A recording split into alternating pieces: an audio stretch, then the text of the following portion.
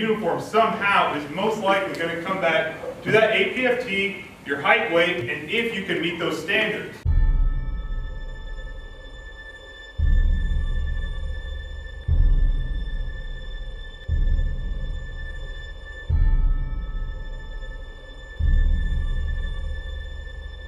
We're losing a large number of soldiers due to the APFT height weight issues, and it's affecting our retention.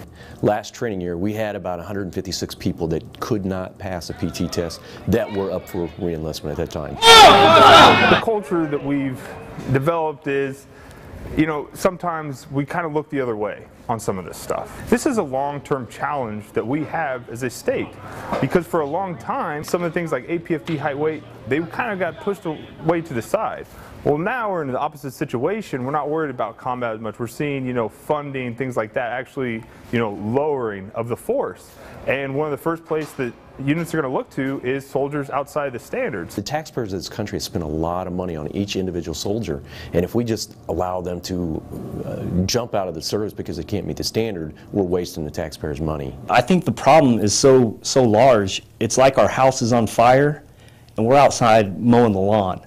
I mean, you can't just tell a soldier, oh, keep running, and next month we'll test you and see if you pass. We need to attack the problem. Don't let me beat you, don't let me beat you, don't let me beat you. Good work. We need to get a program in place that can help teach these soldiers the basic skills. So if they take what they're learning here and include it in their everyday life, it's going to make a difference, and they're going to be able to pass their PT test. We have physical readiness training, the PRT, which Kansas is way behind the curve on. Part of the curriculum here is teaching our students PRT and how to lead the formation. They don't just stand in formation and let our instructors lead it. They actually have to go up and lead that training, so that when the student goes back to their unit, they have a qualified person that can actually lead that training. Position of attention, move.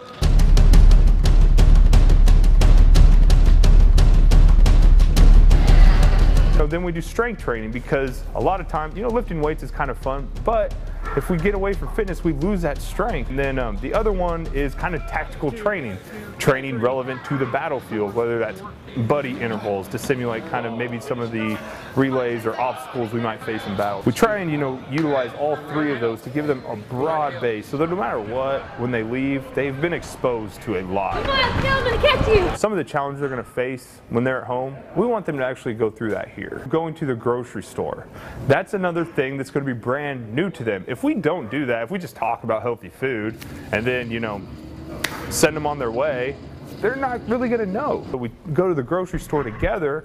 We do two things. We look at kind of what they were eating in the past, and then, you know, instead of completely overhauling their diet, that's not going to work. We have to find a plan that's going to work for that individual. One of my major goals was to learn more about the nutritional side of losing weight and maintaining the weight loss. Well, just for like lunch options and stuff like that. When I'm home, my son always tell me, like, Daddy, you know, you look kind of pudgy, you know, you got to do something about that. We're not really interested in where the soldiers are at the completion of this course. However, our focus is where they're going to be 6 months from now, a year from now. Can they be consistent? What are your goals? Not just fitness. Like, what are your goals for life? We want everyone that leaves here, we want them to leave better. If you want to be successful in any goal, you have to first believe you can. I jumped at the opportunity when they announced that they had this class.